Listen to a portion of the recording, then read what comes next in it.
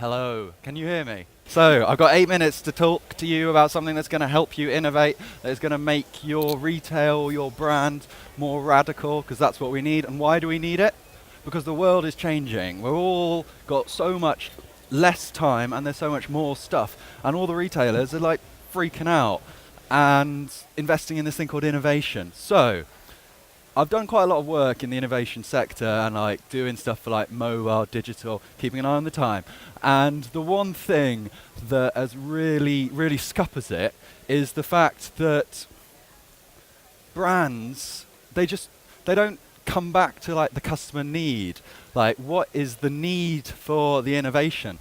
They're all about this noise and the sexiness, all of the IoT and the hype and the buzz, but you really need to get back to that customer need. And I've been thinking, and I've come up with 3 needs that I'm going to, am I too loud?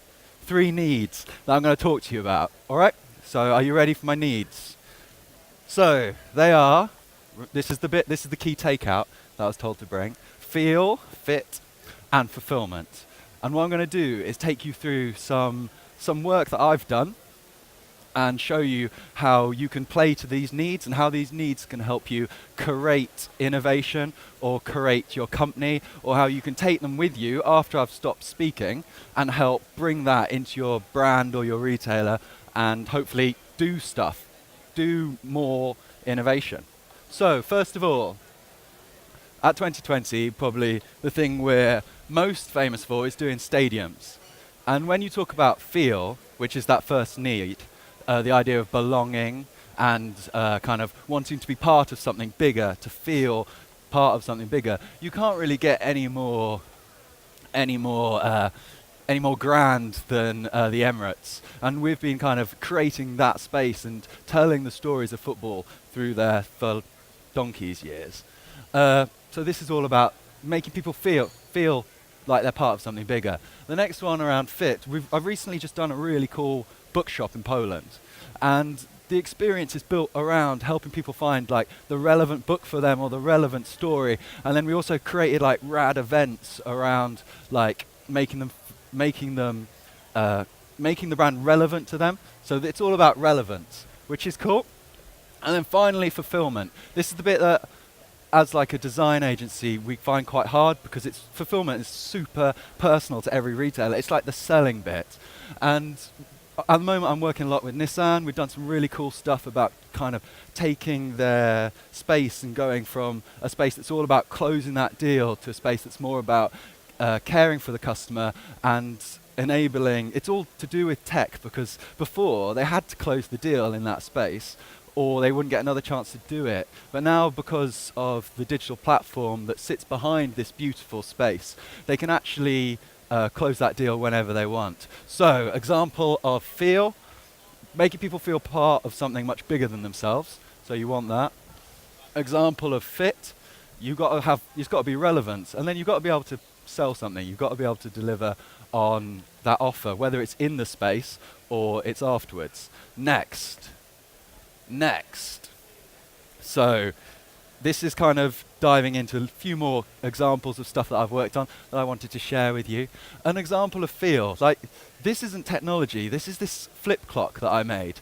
And every single, do you know when you go to the airport and you see, am I doing for time? You go, and you see all of the times. Well, we got this idea of recreating that amazing first moment of motion with this horse, and we created it's like massive, it's bigger than this, but the idea is it was more about the emotion that we're trying to create, and about that it's not like some fancy piece of technology, but it's something that hasn't been done before. So for me it feels innovative and it feels into this genre of feel. The next is we did a pantomime for eBay where you could find your Christmas presents through watching the pantomime. So everyone's got their iPads out like, oh my days, Cinderella's wearing some rad shoes. Add that to my basket. Relevance. Also ties a little bit into fit. And I'm also working on a chatbot for a retailer that's going out live next year, and this is all about colleague fulfillment. So they can talk to this person. It's got this animal, this pixel pet, and what it can do is it can kind of learn and then give them advice. So feel, fit, fulfillment. Well, hey, finally, I think that feel, fit, and fulfillment can kind of come internally in your company as well, so your retailers. So think about the process rather than always chasing that output. Like, what's the next new piece of technology? What is it? Just enjoy thinking about it. Like, we have this pressure every day to come up with the solution. But if you stop loving the process, you stop loving the thinking and the feel and the collaboration, then what's the point? We've got to actually enjoy the process. Finally, I'm doing super fast because of 8 minutes. How long have I got? You're fine. All right, final fit. Retailers today can't do anything unless they collaborate. Like, it's getting so complicated, this ecosystem. Like, I deal with retailers all the time and they're like, should we talk to this innovative company? Should we talk to that consultancy? Like, oh my days, there's so many different people to collaborate with. Like, how can we really navigate this? And I think collaboration is key, but you really need to set some parameters. You need to set some clear needs before you start collaborating. And then final, around fulfillment. Like, we all talk about innovation, but these guys, like, just get out and, like, as a retailer, just get out and have a play. Like, you can meet people, you can get on the phone, you can call someone that's probably doing something cool in AR, probably doing something cool in RFID or augmented reality or artificial intelligence, and there's people doing it. So go out and meet those people that are making it happen.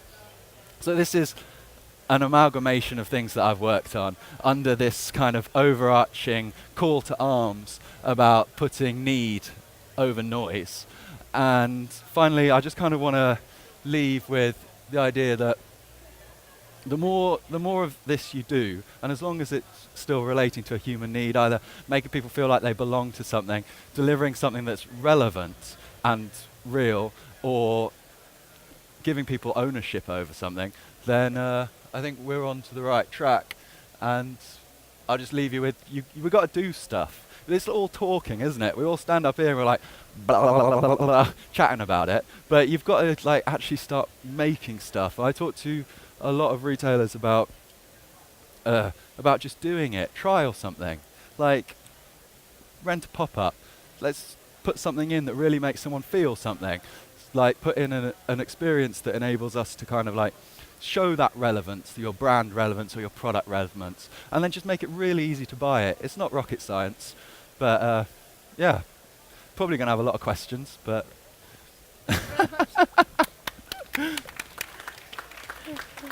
take a seat. I'll stay. We've now got to swap over without falling off the stage. I'll stay sit down. Pass me. Oh. Give you one. Go on, I was going to stay sat down if that's all right. Yeah, you can stay. Thank you. It's been a long day today, hasn't it? So I'm Paul Martin, and I'm the head of IT at Graham & Brown. For those that don't know, we're a wallpaper retailer and manufacturer, founded back in 1946. So if we talk about traditional business, then ours is very old now. We're on third generation CEO. But our goal as a company is to inspire people to create beautiful homes. We have an in-house design studio that creates over 600 new wallpaper designs each year, and we have a design archive that spans back over the last 70 years. We have a fabulous marketing team, and they spend lots of time creating stunning visuals that really appeal to the Instagram world we live in today. So why do we need to innovate? Quite simply this. So we know that 1 in 20 of our customers who buy a sample of the wallpaper will then go on to buy the paper. So as you can see, it's incredibly difficult to visualize the repeat of the colors and the patterns on your wall. So 19 people out of the 20 have left the room. Their inspiration has gone at this point. We've failed them. So how do we solve a problem like this? Well, let me reframe that. So how do you solve a problem like this when you have a small tech team and you don't have lots of budget to throw at a big agency to help you? So we started our journey with students and 1 intern. We went to Blackburn College and we asked for them to give us 3 of their best and brightest to work on a paid summer placement over 8 weeks. And we brought an intern in as well during that process who had some background in games development. So we put them in a room and we give them one of these, which is the Microsoft HoloLens. I don't know if anyone in here has used it, but it's incredibly advanced. It's fantastic at mapping out all the surroundings of a room and then you can put a holographic image on any space at any point.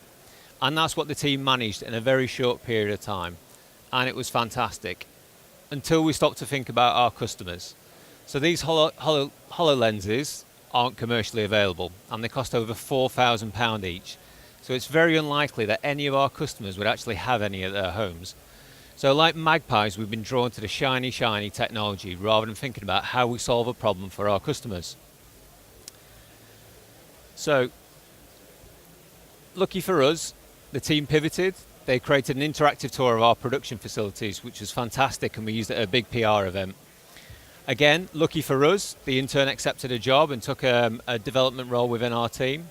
And also, even more lucky, that just as we finished this work, Apple introduced ARKit, which is the latest, on the latest Apple devices, allows for augmented reality.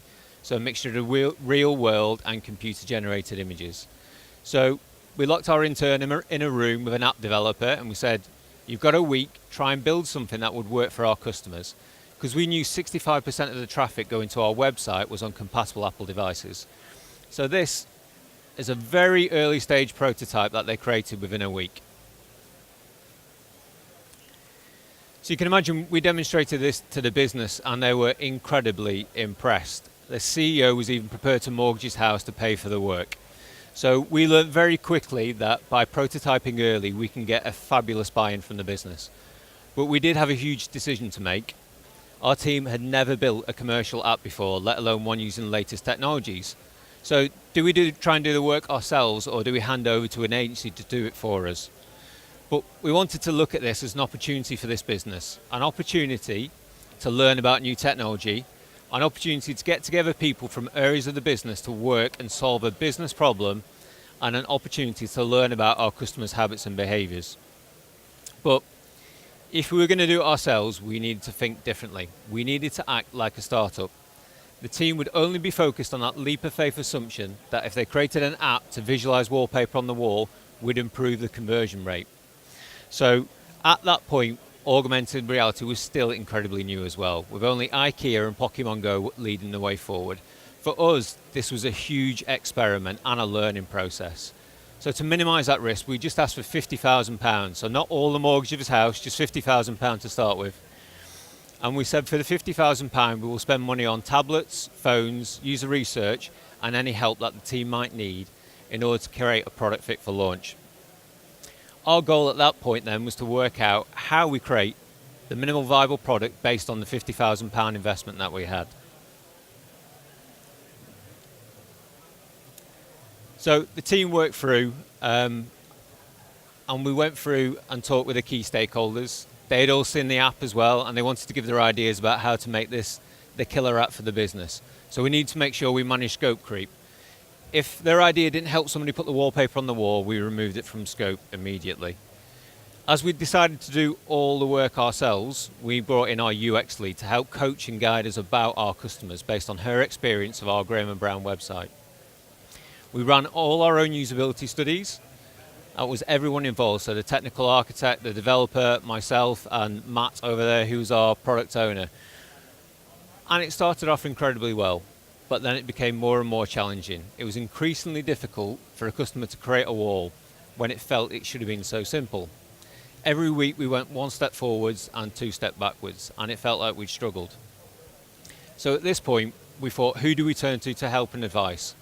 So we looked at our network of contacts and we went over to go speak to AO.com, and they've got a big usability team and a user lab. So we said, this is what we've achieved so far. What do you think is happening? So we demoed somebody using the app, and they said, actually, your problem is you're chipping away at the mountain. Stop doing that and then start again. So late in the day, we started the project again. We recreated all the user interface and moved it forward. We went back out to user testing, and we had 2 fantastic sessions. So all our customers were happy and found the app incredibly easy to use. So at that point, we then launched the app. So early May, we launched the app. Since then, we've seen a 10% conversion rate on the app. So that's an increase of 50% compared to visualizing it with the paper. Our AOV is also increased by 50% compared to our website. In terms of the work that the team did, we managed to complete this in 4 months and at £48,000. So we still had some money left at the end to buy a beer or two for the team. Just to say, I know I've probably gone through quite a lot, but just to kind of summarise the points of what we learned when we were trying to innovate, and hopefully some of this will help you as well, is that find a local college or university and ask them to provide you with some help, and do it as a summer placement over 8 weeks. It's a win-win. The students get something great on their CV, and you get some really good paid help for 8 weeks on a good innovative project. Avoid the shiny technology. We didn't, and that cost us time in terms of the work. But we also learned if we can prototype early and put it in the hands of people, that they can see it and they'll give you buy-in and then some cash as well to do it. We also defined our success criteria early, so we didn't work off a project plan. We were very certain that we were only going to launch this if it was good for our customers and we could see them using it. And then get everyone involved in the team in terms of the usability testing so they can create a very quick feedback loop, create empathy with the customer, and it saved us a lot of money doing it that way. And don't be afraid to ask your network for help. It's never wrong to put your hand up and say, what can you do to help us, and to offer help back to people. So thank you. Thank you very much. Thank you. And last but not least, Nick. Thanks. I will stand up. I'll try and come Yes, this do. way if that's all right. Coming through. Thank you. Everybody hear me okay? Yeah? Okay. So we are a software startup. My name's Nick East. I'm the co-founder and CEO. I want to tell you about a couple of case studies that we've been running with some retailers out in the US. A couple of convenience store chains that we've done some pretty innovative work on, specifically in the point of sale, in the frictionless payment process. But to set the context, I want to talk about why we're doing it and what we see the problems are for a lot of retailers in this space. So first of all, an opinion. We feel like there has been a movement of the battleground in retail towards the store, and this may not be news to most of you, but I guess a couple of big examples of that. You know, why would Amazon buy Whole Foods if it wasn't really important to have a physical store estate? Why would they launch the Amazon Go convenience store, which I guess you're probably familiar with as well? It's just down the road from our office in Seattle. Why would they launch that if physical stores weren't a key battleground for them? Likewise, you don't have to look to the US, you can look out to the Far East. Why would Alibaba launch this new retail initiative all around the Hema supermarket? Because it's really important to get every single channel and to get the customers in the right place where they want to shop for the offer. And even the projections from Alibaba are that 80% of retail will happen offline in a store by 2025. So with all of the cool online stuff we need and have, you still need to be able to address customers in the physical store, and that is a critical battleground. If you get that wrong, so the winners in that space, you know, they are going to deliver a superior customer experience, a superior service, and faster innovation to their front lines, to those physical stores, or they're going to get left behind. And you know, at the risk of looking at Amazon again, you know, look at what they're focused on. This is Bezos. It's our job every day to make every important aspect of the customer experience a little bit better. You may or may not be familiar, in Whole Foods stores now, if you're an Amazon Prime customer, they have 10% off as you go into the store. If you're a Prime customer, you just scan the coupon at the checkout.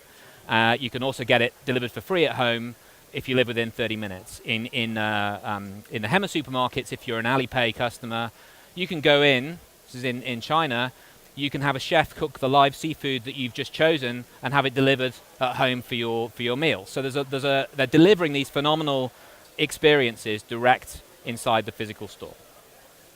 But there's kind of a problem with that. Now, if you think about some of the stuff that you will have seen or heard about in physical stores, obviously, you know, click and collect, that kind of marry between, you know, ordering online and picking up in store.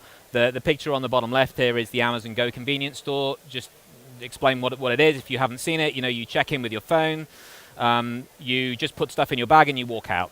And it has a whole series of cameras and machine recognition and weight sensors on the shelves to make sure that what you put in your bag, it knows and it registers with your phone. Right, so there's a lot of technology going on in the store to make it a super convenient, frictionless experience in the physical store, all credited against your Amazon account. Kroger, with their Scan Bag and Go app, and I don't know how many different versions of smart carts you've seen. So we've been working with some of the Silicon Valley vendors who have cameras you put on the end of your cart as you go around the supermarket. They image recognize what you put in the cart, and then you can check out in one go on the way out. There was a presentation earlier on where you can go with your phone and you can just touch the shelf and you get the item, you can explore the item, you can add it to your basket. So any number of ways of handling a more frictionless checkout experience. It doesn't have to be revolutionary though. Just those, to Jeff Bezos' point, just every day make the experience that little bit better. The problem is that if you look at kind of the background of this screen, and I can get a bit more prosaic about this, the technology that's deployed in physical stores, particularly big store estates, was built for a different age. Now, I've been into a lot of these. I've spent a lot of time with CIOs in this space, and sometimes you find, and I won't name names, but you go into the closet in the back that's running the technology, and there's a tower server computer from about 1980, and it's used as a chair as well as to run some of the key technology for checkout or for other CCTV, kitchen management, all of the stuff in the store they need to be able to run. And if you've got 800 stores or 1,000 stores or 2,000 stores, handling that estate is super complicated, and it becomes the biggest barrier to innovation. We haven't seen the presentations earlier, but the idea to go and play is exactly what you want to encourage people to do. Play, try stuff. But the CIO says, I can't because I've got 800 or 1,000 stores that I'm just trying to keep the lights on with all of this technology. It's built for a different age. It doesn't support innovation. So that's what we do. I haven't sort of pitched what we do yet, but we optimize what they already have in all of those stores, and we enable them then to digitally transform the technology and play. Okay? It reduces their cost to serve, it gives them better customer experience, and it accelerates their ability to bring in new store services and new experiences to their customers. Two specific examples, and this is my last slide. Think of this as being, in terms of my takeaway, optimize what you have. Doesn't have to be revolutionary. You don't have to reinvent everything in all your stores. Optimize the infrastructure you have, and through that process, enable it for digital transformation. We've got a 800 store retailer in the US. We've saved them about $10 million of cost by just optimizing the point of sale equipment that they have. There's a technology that we've deployed on all of their checkout terminals and in their back of house technology, and it's meant that they've been able to avoid a whole bunch of hardware upgrades that they were facing, and it's also improved the performance of their point of sale by about 30%. So anybody standing in line, they get a better, faster experience, but in the process, no training for store associates, no deployment of new point. They haven't had to deploy a new point of sale system. We've just optimized it. What we've been able to do on top of that then is give them mobile point of sale based on the same technology. They can get a cheap tablet, and they can now line bust in their lines, or they can engage with customers at the shelf based on mobile technology for their existing infrastructure. And what's more, they're looking at doing some pretty cool stuff to play with now. They can do that really straightforwardly. Example on the right is actually, it's not announced, but it's a big convenience store chain, a $9 billion convenience store chain in the US who's deploying our technology to do line busting. The reason it's in the press is because customers love the store. They saw this new experience as part of the pilot, and they started talking about it, and the journalists came to cover it. And basically, they have these peak loads at lunchtime. They have a ton of customers come in at lunchtime to buy food, and they stand in a line for a long time. Tenths of seconds matter for Wawa, or people walk away. So at lunchtime now, they can take a little mobile cart, a little mobile kiosk. They can stand in various places, and they can pull people out of the line if they're paying by card. They've been able to make all of it PCI compliant, and they've been able to do all of it on mobile tablets. The important thing, though, is that they went from the first discussion about it to being live in their pilot stores in 8 weeks. They would never have been able to conceive of doing that with their existing technology. So we've been able to layer that optimization layer and make people go fast and deploy new innovation. So, play. Retailers need to be able to go out and play, but they also need, if they've got a physical store estate, the ability to be able to take away that existing legacy break on their innovation to be able to do it. Thank you. Thank you very much.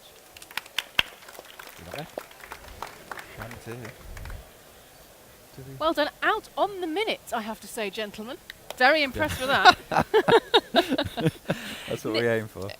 Nick, can I ask you, what is the biggest barrier to driving digital transformation in store?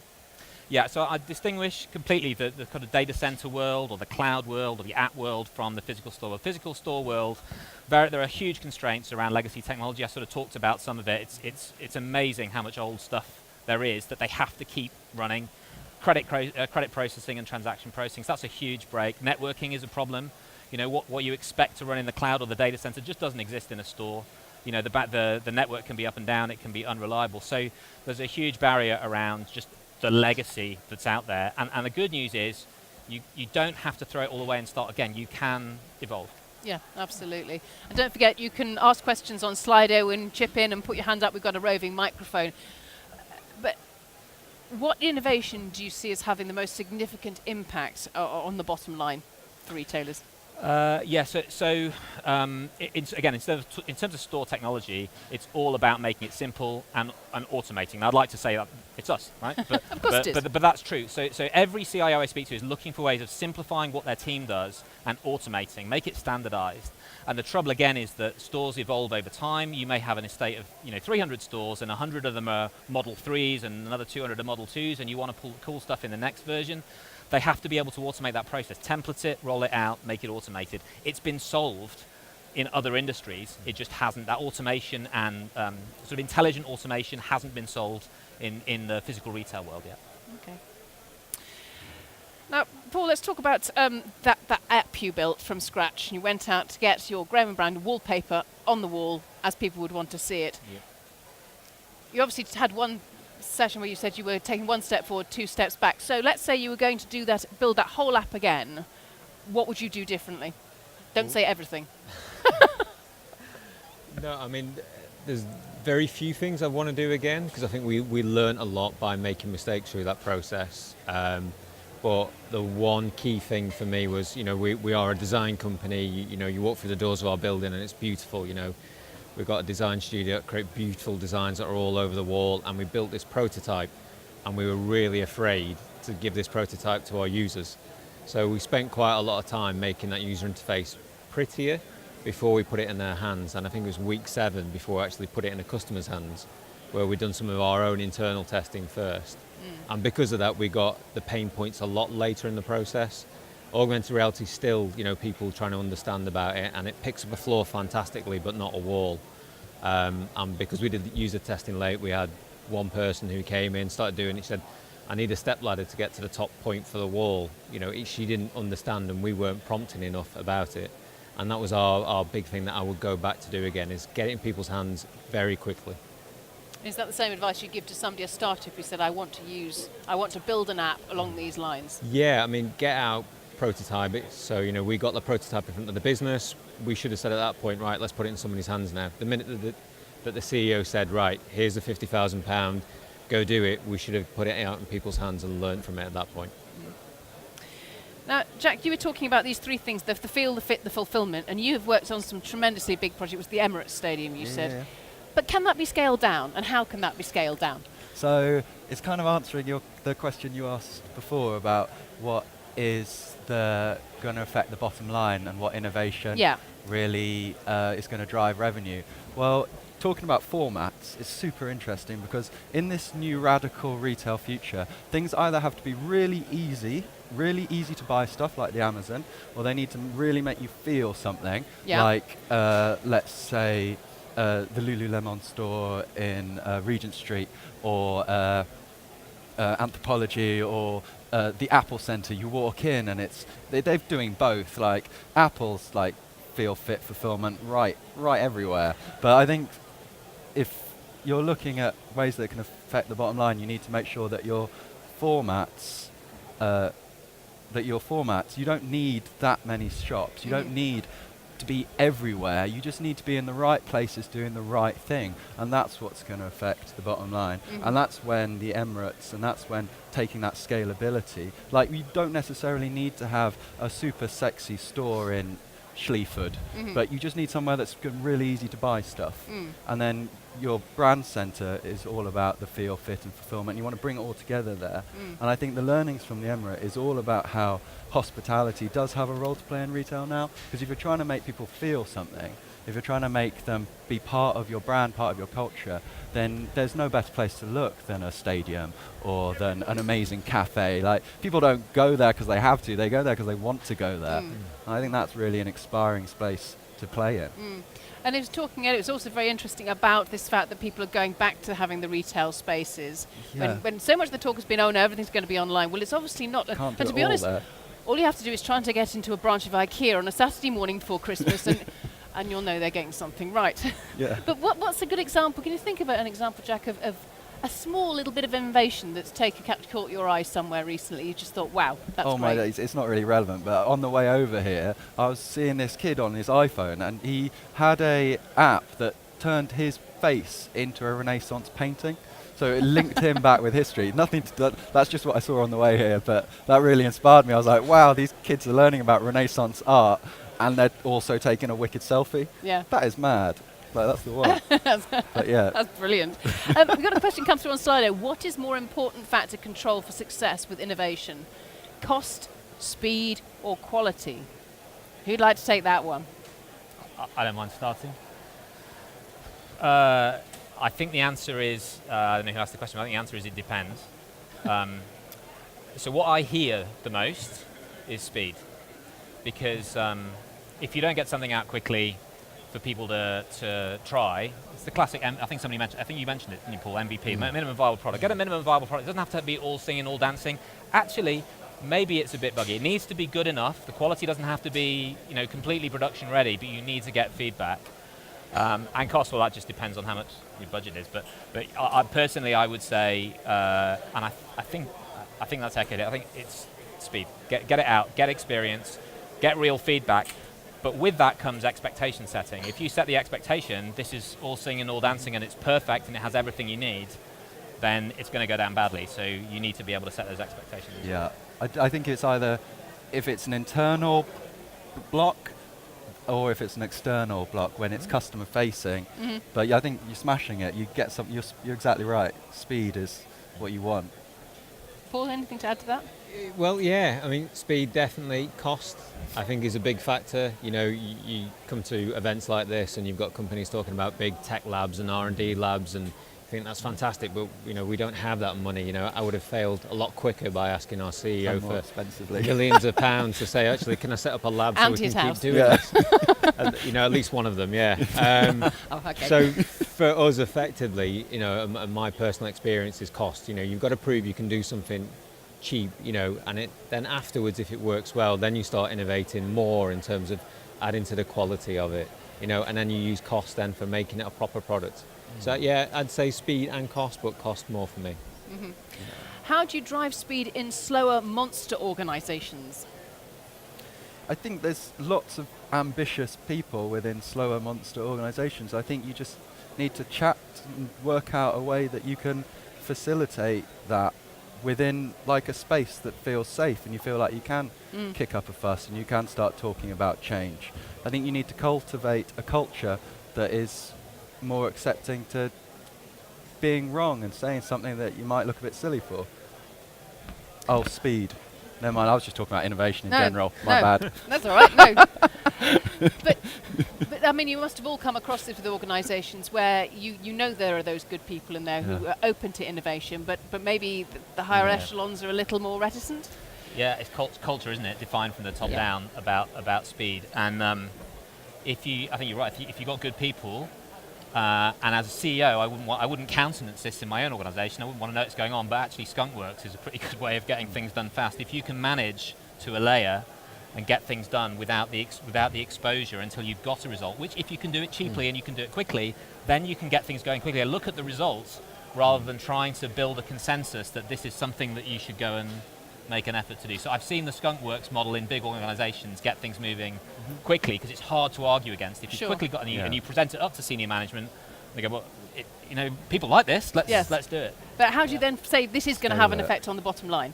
Because that eventually is... Again, it depends on the organisation, but culturally, some organisations are going to struggle with that, but they clearly can't just be a cool thing. You have to be able to relate it to the business. To the key needs. Yeah. And I think also in terms of, do something that has the least impact on anything that's business critical for, So if you've got a tech team that's very focused on, keeping the business operational, getting the product out the door, then you don't go, I'm going to take all the team off and do this. You've got to find a way to try and make it as quickly as you can without impacting on your day-to-day work. Okay. Now, as you know, I think that clock that you developed, the flip clock, was brilliant. And you've said you've worked on some huge projects. Have you got your eye on any space you'd like to transform with innovation to get those three, the feel, the fit and the fulfillment? Do you want to transform the Colosseum in Rome? What do you want to do? You can- anywhere you like. I'm particularly interested in telcos at the moment because they're like a massive sector that's all selling the same thing. It doesn't really exist. It's just like data, and it's all the same data, but they've all got to kind of create a different customer experience to kind of differentiate that.